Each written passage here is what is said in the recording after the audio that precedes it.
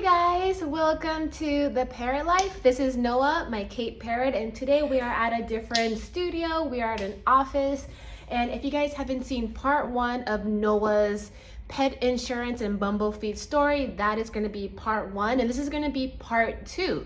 So in today's topic, we are going to be talking about how to find a good avian vet. So with birds or any exotic animals like reptiles, snakes, and other exotic birds like parrots, it's extremely important to find a very good avian vet. And that is the whole real question. And I feel like that is the most important thing when you're owning birds. So stay tuned and keep watching to find out how to find a good avian vet for you and your bird. First of all, find your nearest local avian vet. That's the number one thing. I found mine, are you biting the chair? I found mine on Google and Yelp. And Dr. Moner had really good reviews on All Animals Veterinary Hospital in Calabasas. And surprisingly, Dr. Moner, he's really good at African species like Noah or African greys. And he's really good at grooming Noah's beak. So Dr. Moner, he does really good on African species. So example, Noah, not that many people know about Cape parrots, and it's extremely important to find a good avian vet that knows the species of your bird.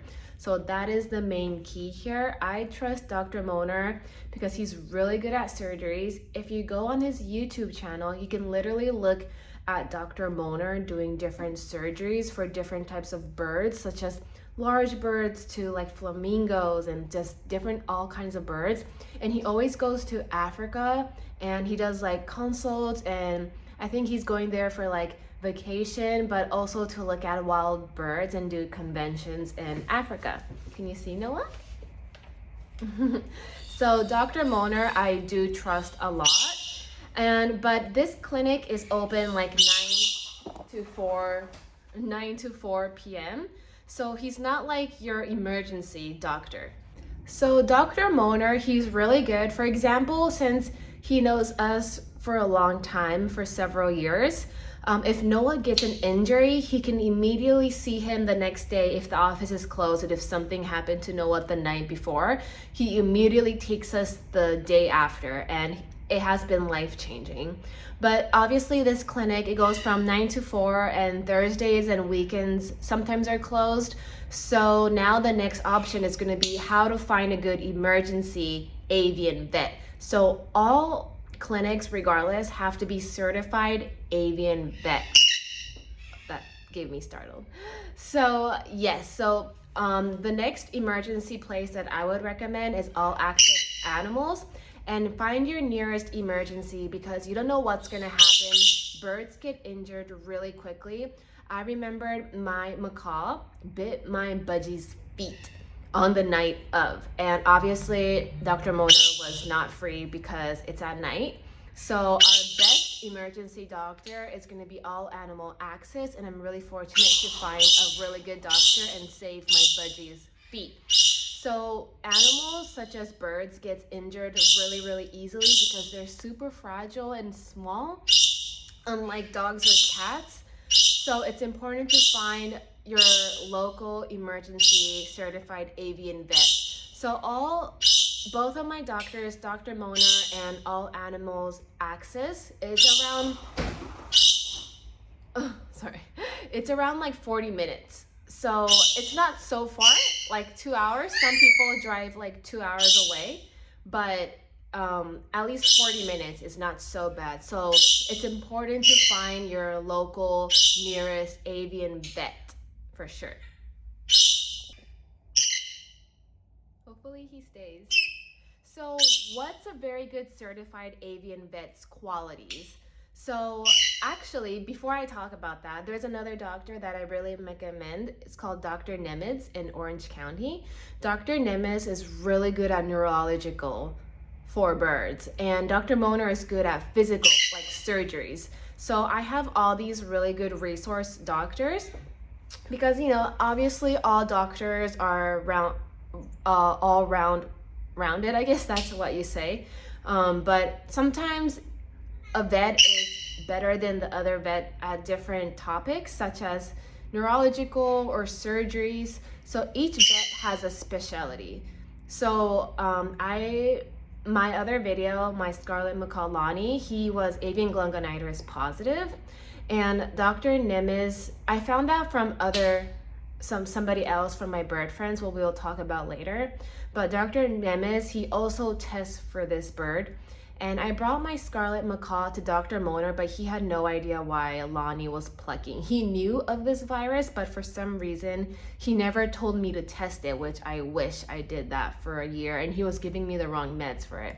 I'm not attacking anybody here, but I'm just saying that sometimes you have to go to different people for different advice, but I'm gonna be talking about that later.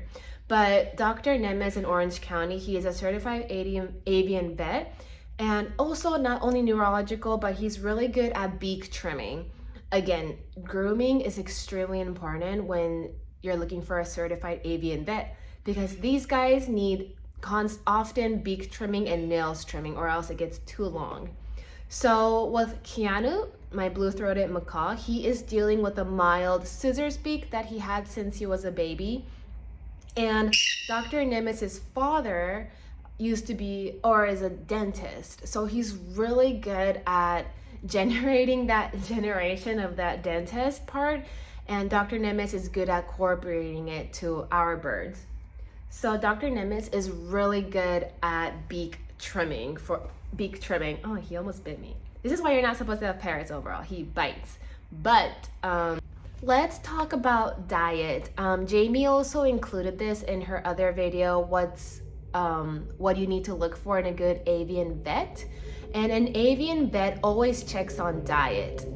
Diet is I feel like that's the number one most important thing about birds, is that diet can lead to health issues, even death, because some birds may be eating just seeds every day, and that's not good, especially parrots.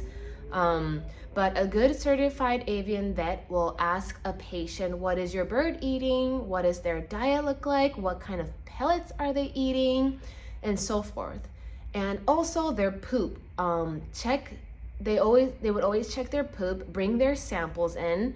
If they have like a runny poop, that might be, they might be having a virus in them, you never know. They might be having a stomach obstruction.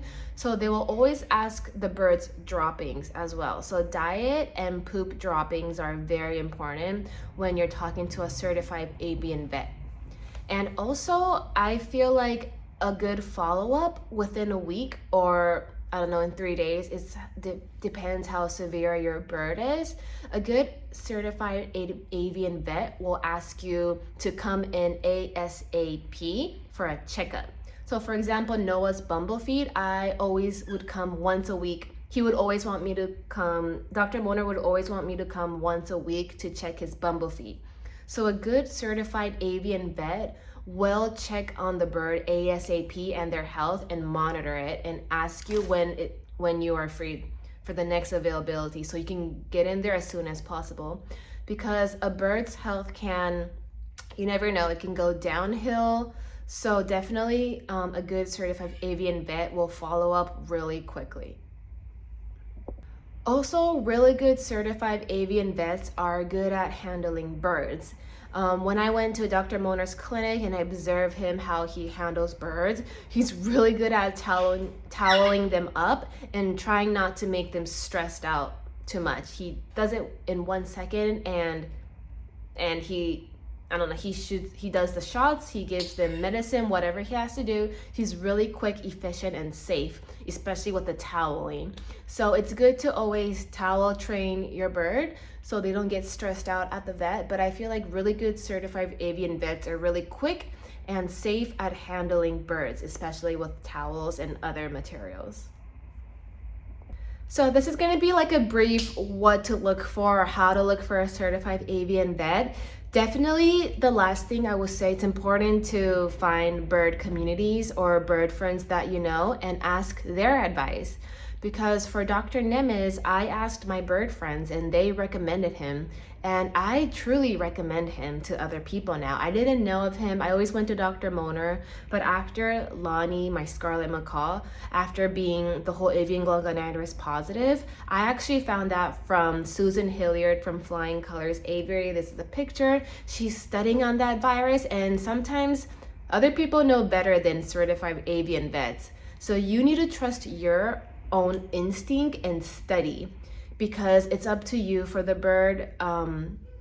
It's about life and death, honestly. So I really wanted to find the answer for my scarlet macaw Lonnie, and it turns out I was giving the wrong meds from the doctor for a year that didn't help at all, which was really sad.